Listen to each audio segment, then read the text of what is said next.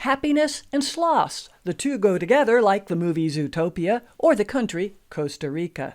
The Oscar-winning animated Disney feature shows a utopia run by animals like sloths at the Department of Motor Vehicles. This is the sloth, moving down a tree at a pace I can actually record, which has been an unusual thing on this trip with birds. The head of the Department of Motor Vehicles is living up to his reputation. Perhaps you should run the government? Oh, you do. The country boasts official high ratings in the Happiness Index, plus its residents include about 500,000 different kinds of wildlife, like sloths. But not all life proves utopian for sloths, especially when they mistake a power line for a tree branch. That means places like the Toucan Rescue Ranch / Sloth Institute exist to rehabilitate and return wildlife to natural habitats. A U.S. connection in Reno led some members of our Audubon group to deliver supplies to the ranch at the start of our Costa Rica birding tour. Yes, Customs searched some bags, wondering why tourists brought in so much Pedialyte. Para los animales, we explained, for the animals. Injured sloths dislike water, but enjoy Pedialyte for whatever reason. Rescue ranch owner Leslie Howell explained this to us when we delivered the goods. Plus, she introduced us to a couple of new residents, baby sloths that lost their mother. Talk about adorable.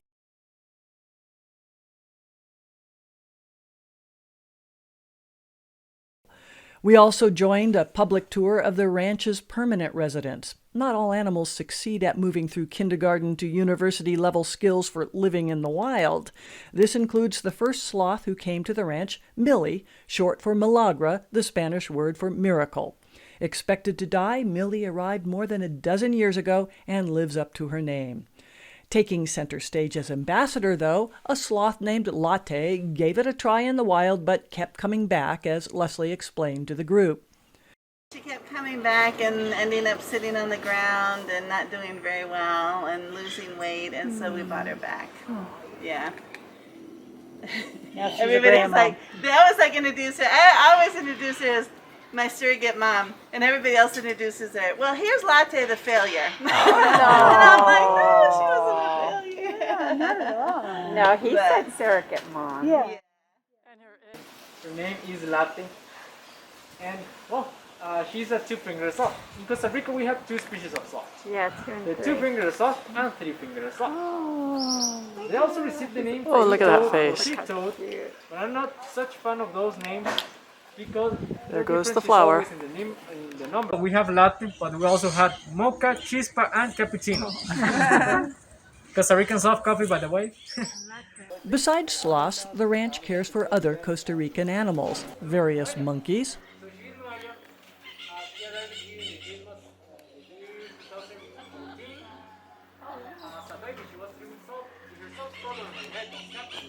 an ocelot named Felicia, and as expected, some toucans. Our group moved on from the Toucan Rescue Ranch to support other good causes like the Cabanisi Project, which works to protect a rare and endangered ground sparrow found only in Costa Rica.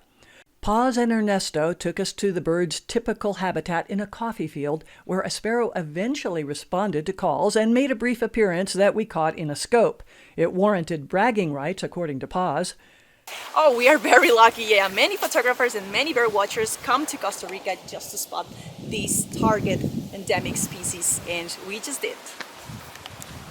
Further north in the country, we joined Deborah Hamilton at the Costa Rica Conservation Foundation Research Station. She demonstrated the process of putting bands on birds and recording information about them so that researchers can learn more about migration and habits. Okay. Have you seen this guy? once, yeah. Okay, have you seen the range of where you would see this guy? What is it? This is a white-eared ground sparrow. If you see that map, you can maybe pass it around. Oh, very small range. It's like this one little section of Costa Rica, Highlands. Right here. No other place. Just that So one. this is another bag. Back in the bag to be weighed. None of us like being weighed. If I was that small, I don't think I'd mind. After this trip. Especially after this trip. Might be more. Okay. Maisie, this one weighs 23.6. Nothing. Isn't it crazy? Our group also contributed to the Danaus Eco Center near the famous Arenal volcano. Founders want to preserve and expand habitats for all the region's creatures, from birds to butterflies, caimans, to boa constrictors. Our group admired everyone there, though as our name Lahontan Audubon Society implies, we focused on birds. We had help from our guide Mario Cordoba. A self-professed bird nerd, Mario almost always carried a spotting scope that worked like a third arm. He singled out calls, watched for movement, made his own bird sounds, and usually zoomed in on his target, instantly knowing its name, both casual and Latin.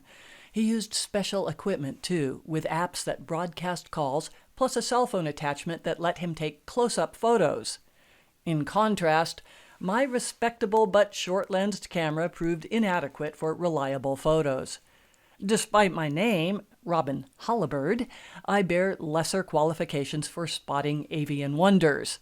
I qualify as a fangirl, the superficial kind who goes gaga over pretty colors on birds, courteous enough to sit still in front of me.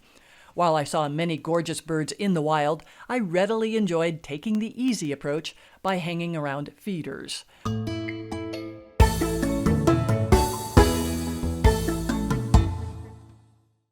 This is the scarlet rump tanager.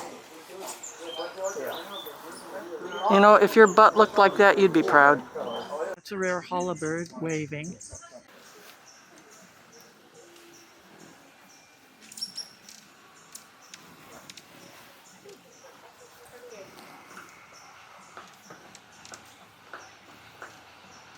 I'd say we're pretty easily amused. Or these guys are just incredibly beautiful. Here we have a blue-gray tanager. Oops. Now we don't have a blue-gray tanager. I also appreciated other venues like boat rides in the Tarcoles and Frio rivers, which provided habitat for herons, kingfishers, and other striking shorebirds. The crocodile. A reason not to drop the camera in the water and decide I have to go get it.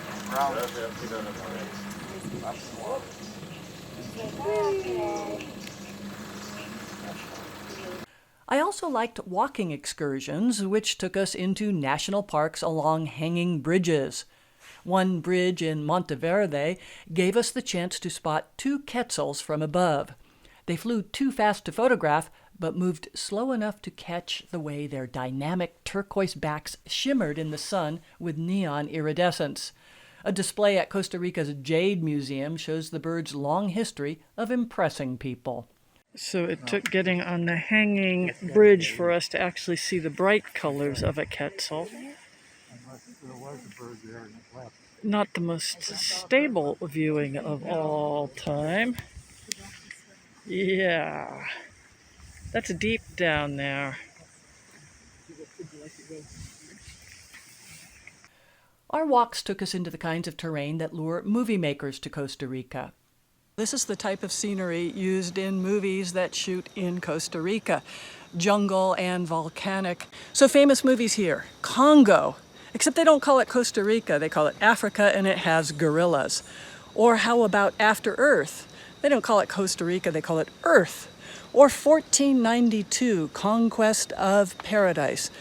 Well, it's Colombia. You see Costa Rica in some pretty big budget movies, mostly for its jungle and the volcano that's in Congo, Arenal. Many productions come here because they need a volcano in their story, like Congo. But the problem with Arenal sometimes is that you can't see it, but you can hear the rain. Waterfall.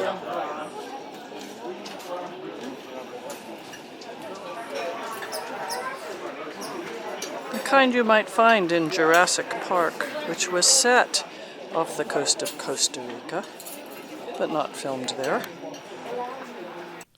All this beauty made me realize one thing for sure. I want to see more of Costa Rica, both on screen and in person.